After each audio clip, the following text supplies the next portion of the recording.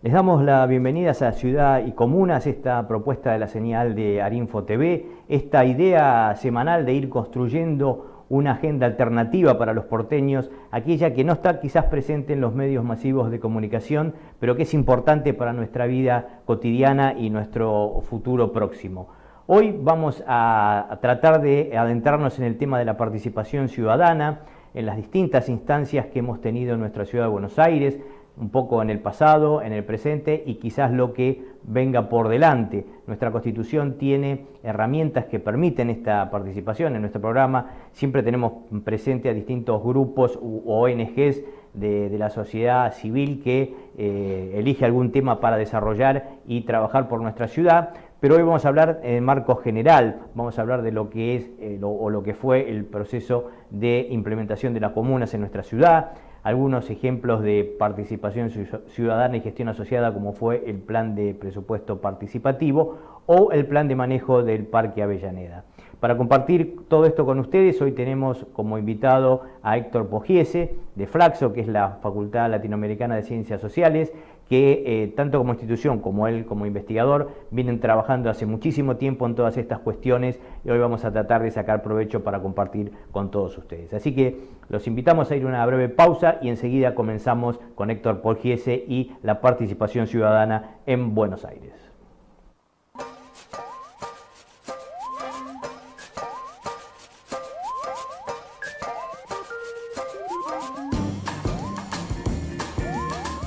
La altura del asiento es fundamental para obtener el máximo rendimiento y comodidad.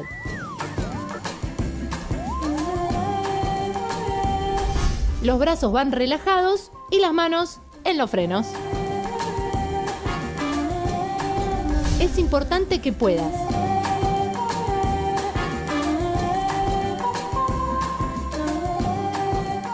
no anules tus oídos con auriculares. Drogas como el alcohol y algunos medicamentos afectan tu percepción. Evítalos al conducir.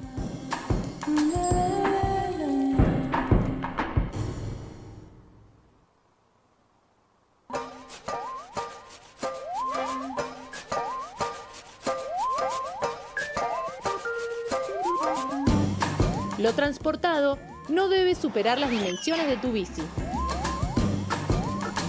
Que tu carga no te distraiga ni te haga perder el control. Lo ideal es ubicar la carga sobre el cuadro de la bici y que todo lo que llevas quede sujeto.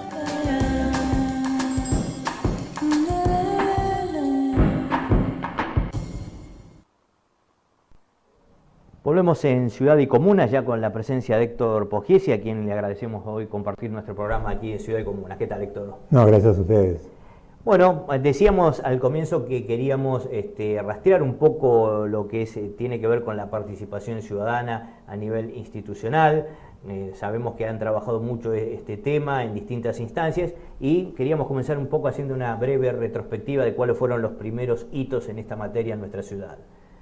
Bueno, yo te diría que hablo desde Flaxo, como me presentaste, y también de la red de gestión asociada del oeste, que existió durante un largo tiempo, y las llamadas redes PPGA, que son de planificación participativa y gestión asociada, donde se vinculan todos los que practican esto de toma de decisiones participativas y ejercicios de democracia participativa, ¿sí? Que estamos metidos. Solo para no ir muy lejos, yo te diría que sobre los fines de la década del 80, 89, 90, empezó la experiencia del presupuesto participativo en Brasil y en Buenos Aires empezamos los llamados talleres de planeamiento y gestión, que fue una cosa más o menos parecida, estaban en paralelo con lo de Porto Alegre y trabajábamos en los consejos vecinales, en los territorios, discutiendo programas que iban a ingresar al presupuesto del gobierno. Ese programa duró solo 1 año y medio, después se interrumpió, pero nos permitió avanzar en ciertos territorios con aquellos lugares donde había una experiencia ya instalada de querer coparticipar en las cuestiones de la ciudad.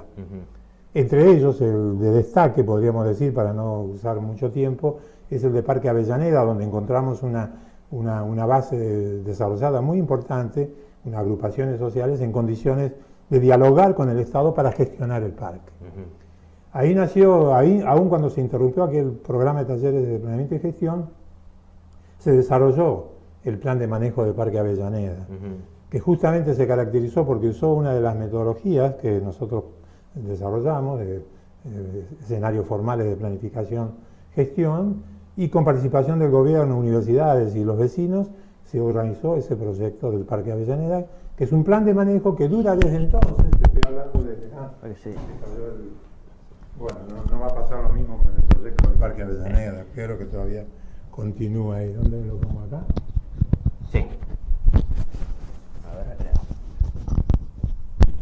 esto es vivo. En vivo, sí, bueno, pasa. Un proyecto que se caracteriza por dos cosas. Primero, porque fue hecho entre todos. Segundo, tiene estrategias de implementación. Tercero, tiene una mesa de gestión vecinal y gubernamental conjunta que gestiona el parque, que es el único parque que tiene esa lógica en Buenos Aires, y al mismo tiempo, y me animo en Argentina, y al mismo tiempo tiene una ley que se sancionó al principio del 2000 y pico que lo sostiene. Bien, quiere decir que tenemos instalada vía la experiencia del Parque Avellaneda una experiencia de gestión de un espacio territorial en forma participativa entre gobierno y Estado que ya tiene 2 décadas y pico de funcionamiento. ¿Sí? Una breve interrupción. Vos decís este caso histórico, ¿no? A nivel ciudad y quizás país, con una norma. ¿Por qué no pudo replicarse nuevamente, o sea, a través de otra nueva ley en algún gran espacio? Porque siempre tiene que haber una vocación política dispuesta a hacerlo. Y vos sabés perfectamente que las coyunturas políticas, las combinaciones van cambiando con el tiempo. Entonces lo que tenés en un momento a favor no necesariamente lo es después. En este caso subsistió. Subsistió porque los gobiernos sucesivos ya se fueron encontrando con una situación cada vez más instalada y entonces es más difícil. Pero a veces cuando una cosa está muy en germen, directamente una voluntad política puede eliminarla. Ya hemos tenido un proyecto importante en Buenos Aires, por ejemplo, el programa de Buenos Aires El Río, que empezó en 97-98 con la nueva Constitución, duró hasta el 2008. Nosotros lo coordinamos con esa idea de cogestión. Cuando vino el gobierno en 2008, lo eliminó. O sea, la voluntad política era no seguir. Lo mismo pasa con el presupuesto participativo, que llegó hasta esa época y desde entonces desapareció prácticamente, ¿no? El presupuesto participativo. Quiere decir que no siempre tenés voluntades políticas en el sentido o de abrir esos espacios o de mantenerlos si existen, ¿no? No todos en la política tienen simpatías por ampliar los procesos decisorios. Claro, porque digamos la única forma de implementarlos es de arriba hacia abajo, o hay también forma de abajo hacia arriba. Nosotros decimos, no es de arriba abajo, de abajo arriba. Es entre el arriba y el abajo, pero necesita el arriba dispuesto, porque si no es un juego entre pocos y no sirve, ¿no? Bien, quería decirte que lo que pasó en el periodo también simultáneo con esta historia de Parque Avellaneda fue el debate que se venía dando en toda América Latina y el mundo sobre la descentralización. Y de alguna forma ese asunto se fue instalando en las organizaciones, no con mucho entusiasmo, pero se debatía a nivel internacional y a nivel nacional. Y de pronto sucede en el 94 la Constitución, ¿no?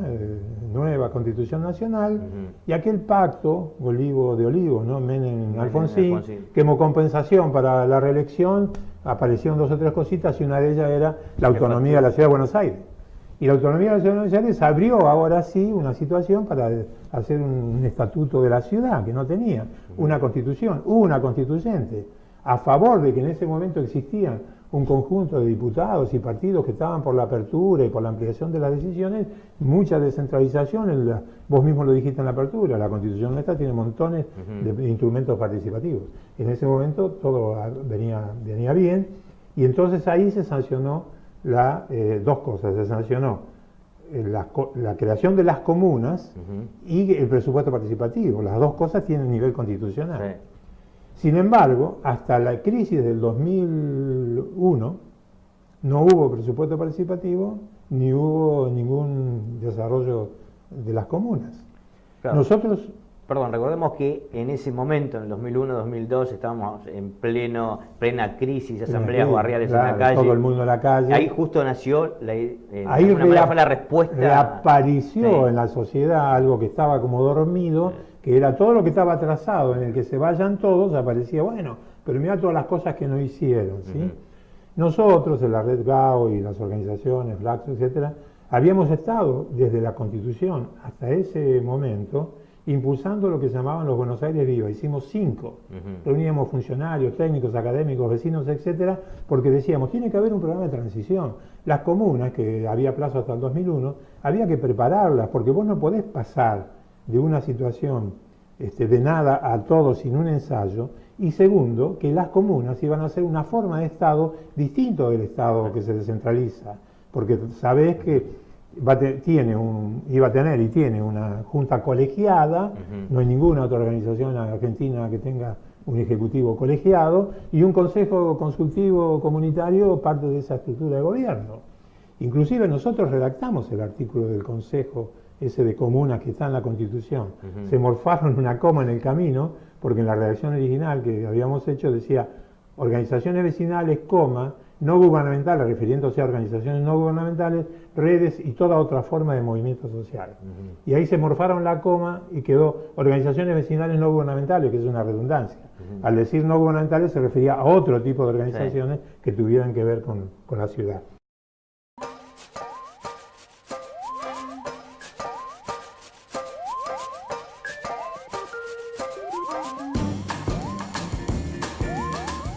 La altura del asiento es fundamental para obtener el máximo rendimiento y comodidad.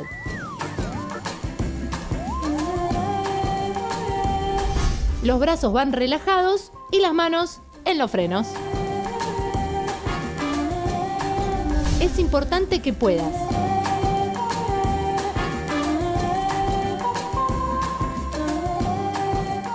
no anules tus oídos con auriculares. Drogas como el alcohol y algunos medicamentos afectan tu percepción. Evítalos al conducir.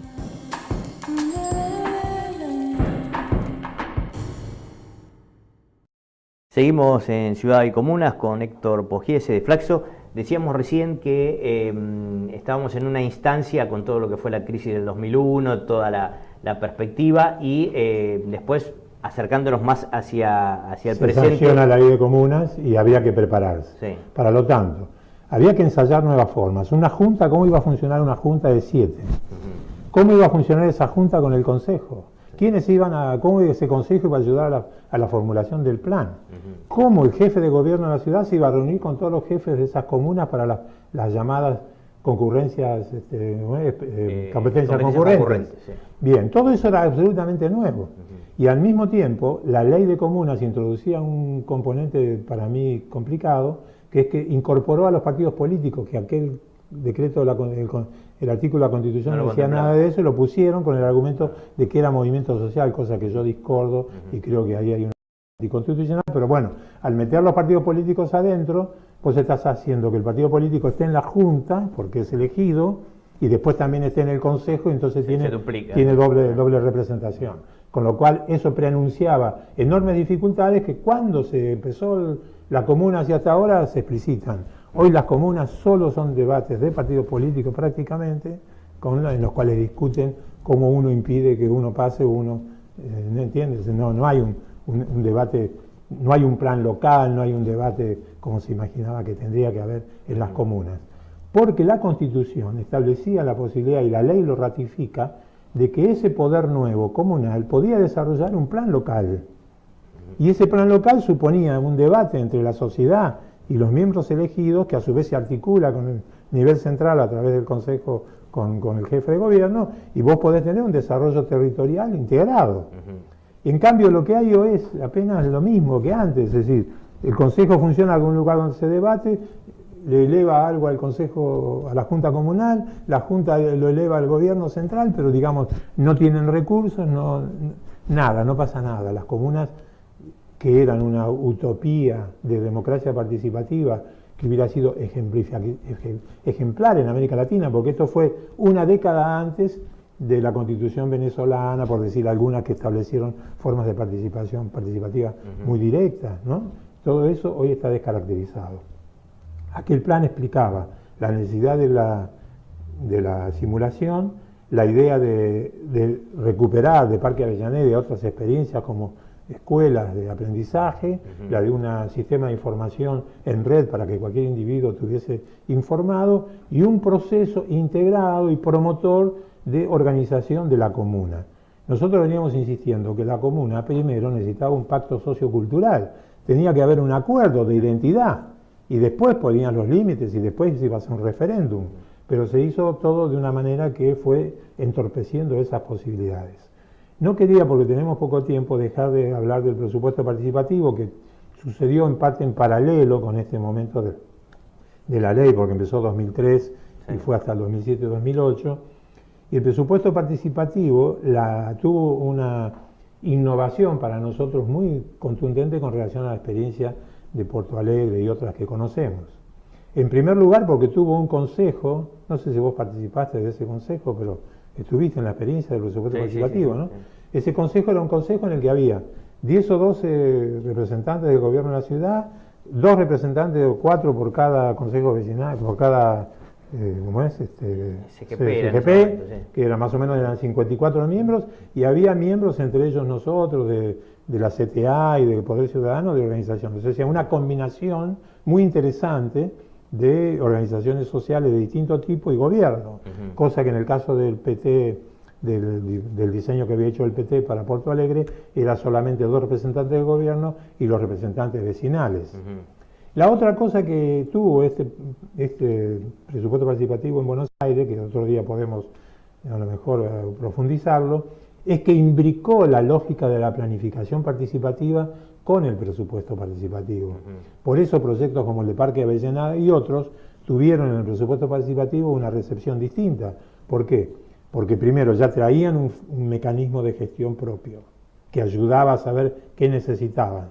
Segundo, era un proyecto cogestivo, no era solo de los vecinos, era del gobierno de los vecinos, que era una innovación.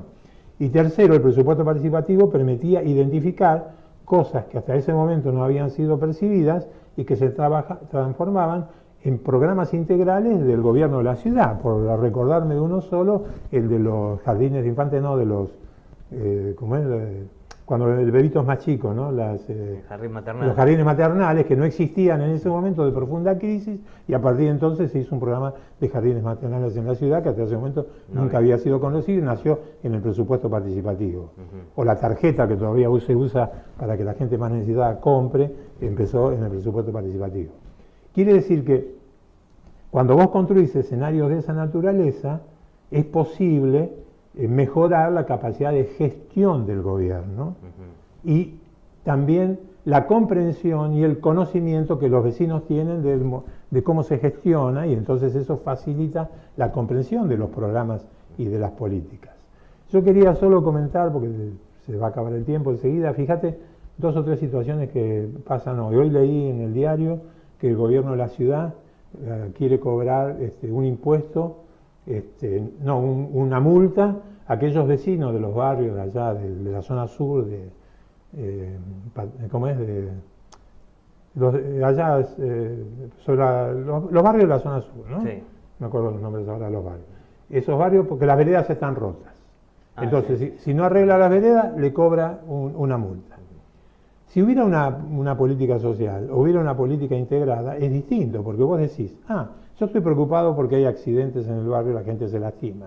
Muy bien, el gobierno necesita que las veredas no estén rotas, pero el vecino no tiene plata porque es indigente, porque necesita. Bueno, ¿cómo hacemos para que haya veredas, para que la gente no se lastime, sin cobrarle una multa a una persona que no tiene dónde hacer su vereda? ¿Viste? Si vos lo mirás eso desde un punto de vista exclusivamente de gestión empresarial, o lo mirás desde el punto de vista de una articulación de recursos. Lo mismo para el control de inundaciones o lo que fuese. O esta situación que hoy mismo también lo lees en el diario, que dice que se va a discutir que la Arancibia, que es un instituto ahí donde funcionó la universidad en Alén, en la calle de Paseo Colón, va a ser derribado para abrir ahí el metro que va de la Boca al centro, a la Casa de Gobierno. Y ahí tenés 2 problemas. Tenés el centro clandestino, es el club atlético que está abajo del puente. ¿Qué vas a hacer con eso? Segundo, destruís una escuela, ¿y dónde haces esa escuela de nuevo? Y en la otra esquina está un centro cultural que es histórico también. ¿Qué haces con eso? No se discute con la comuna, no se discute con la población. No hay un ámbito, no hay un consejo consultivo, esos temas no. Claro, no hay un lugar donde discutir eso, ¿no? Y te digo, qué sé yo, en la ciudad de La Plata leí el otro día, supe que están queriendo cobrar una tasa a los un impuesto a los bancos porque la gente hace cola en la vereda veredas, y usa la vereda. Sí. No, señor, pensá cómo discutir con los bancos para que atienda mejor a la gente y le dé un lugar a la gente. Que lo vas a cobrar a los bancos, te van a decir, ¿por qué tengo que pagar yo? Yo no voy a pagar nada, ¿entendés? O sea, hay un despropósito. Si hubiera debate social articulado, estas cuestiones se combinarían y vos podrías hacer una gestión asociada del espacio público, de la esfera pública. Y más allá de las coyunturas, como vos decís, políticas, ¿cómo uno como ciudadano, como ONG, como universidad, como lugar de investigación, cómo se hace para retomar esta historia de la participación? La participación solo puede ser territorializada, necesita siempre un sector gubernamental con el que vos lo desarrolles. Habrá una comuna donde se puede hacer, habrá un municipio del conurbano donde se pueda hacer, habrá un área de gobierno que esté abierto para eso, bueno, en ese lugar hay que hacerlo. Pero para eso lo que hay que hacer es proponerle a los gobiernos hacer eso de manera asociada. Es decir, la participación ciudadana depende de muchas cosas, pero sobre todo de la construcción de la voluntad política de que la cuestión decisional se ha puesto en debate con la sociedad. La sociedad quiere querer participar, pero el poder político tiene que estar de acuerdo en esa participación. Para eso hace falta mecanismos, hace falta métodos. Lo que nosotros decimos es, formas de hacerlo hay, pero lo que pasa es que tiene que haber una voluntad. Ahora, el tema es el siguiente. Hay una restricción fundamental de fondo que es cómo se piensa la democracia. Si la democracia se la piensa en el estricto sistema de las reglas que nos da la llamada democracia representativa, en la cual es a través de la elección y la delegación que eso se produce, o se piensa que la democracia representativa debiera ser enriquecida, mejorada y hasta transformada por otras reglas que todavía no han sido definidas, pero que debían ser practicadas y agregadas al proceso democrático. Cuando hay presupuesto participativo, hay un aprendizaje mutuo del gobierno, de los decisores políticos y de la gente para establecer algunos acuerdos. Cuando tenés un plan de manejo con el Parque Avellaneda, lo mismo, tenés reglas que se definen por la cual se establecen cómo se puede llegar a acuerdos y cómo esos acuerdos se transforman en acciones. Entonces quiere decir que lo más rico de la participación ciudadana, para mí en estos momentos, es que cada vez que vos conseguís construir un escenario de ese tipo, estás ensayando reglas de un futuro sistema democrático ampliado o perfeccionado. O sea, no apenas estás satisfaciendo el interés de que la persona sea consultada, de que pueda manifestarse, con lo cual ya de por sí es positivo. Pero además que estás haciendo eso, estás de alguna manera practicando algo que todavía no se conoce cómo se va a hacer. La democracia representativa, ¿cómo fue creada? En medio de una revolución de alcance, diría, mundial, como fue la Revolución Francesa, donde había que discutir cómo se gobernaba, cómo ingresaba el tercer sector, que no existía hasta ese lugar, y le encargaron a Rousseau pensar algo. El pobre se rompió la cabeza. Él era comunitarista, él no creía en el Estado, y sin embargo armó las reglas para que hubiera un sistema representativo. ¿Qué vamos a hacer ahora? ¿Vamos a esperar que algún día alguien escriba o le encarguen que escriba cómo mejorar esta democracia? ¿O somos capaces de asumir la responsabilidad de generar prácticas en las cuales esas reglas se vayan creando? Y ese es el punto, el desafío que tenemos hoy. Por lo menos ya hay una memoria colectiva de un sector de la sociedad que formó parte de eso, aunque en forma embrionaria, pero digamos como que quedó digamos, el inicio de esto. Sería cuestión de retomar, y como vos bien decís, que hayan actores políticos que tomen el guante. Claro. Y también hoy apelamos a esa memoria colectiva. Y nosotros tendemos a reproducir esas prácticas en otros lugares, no solo en Buenos Aires. De hecho, ¿en Mar del Plata están haciendo algo? No, en Mar del Plata ya fue hace 2 años. Algo de ¿cómo resultó eso?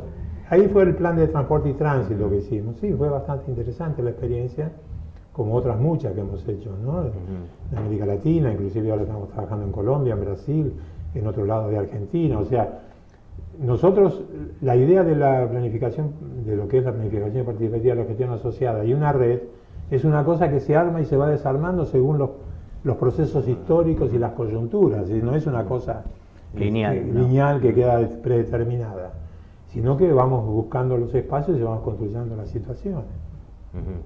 Bueno, Héctor, la verdad que nos quedaría muchísimo aún por hablar, y seguramente más adelante te convocaremos nuevamente, pero por lo menos hemos dado un primer pantallazo de lo que fue el pasado, digamos el presente, y ponemos las fichas hacia el futuro. Sí, gracias por permitirme eso. El presente hoy, en el caso de la Ciudad de Buenos Aires, no es muy halagüeño en perspectiva, porque para mí las comunas están condenadas al fracaso, no hay posibilidad de sacarlas de la situación que hay, salvo que haya un cambio muy profundo en la concepción política, que no la veo próxima, ni tampoco hay movilización social en torno a eso. Por lo tanto, va a quedar ahí, me parece, durante mucho tiempo. Pero de todas maneras hay que estar atento a construir situaciones de ese tipo, en la Ciudad de Buenos Aires o donde fuese, ¿no? Ajá. Bueno, Héctor, te agradecemos mucho tu participación en nuestro programa y bueno, esperemos haber contribuido un poquitito para, como nosotros decimos, construir esta agenda alternativa de la ciudad que nos parece que es fundamental para todos los países. Y gracias a ustedes por apelar a la posibilidad de la memoria y a restablecer esas posibilidades. Bueno, muchísimas gracias. No, gracias. Nos vamos despidiendo ya de nuestro programa, agradecemos la operación técnica de Pablo Guardia. Nos reencontramos dentro de 7 días aquí en la señal de Arinfo TV en esta propuesta que hemos dado en llamar Ciudad y Comuna. Muchas gracias.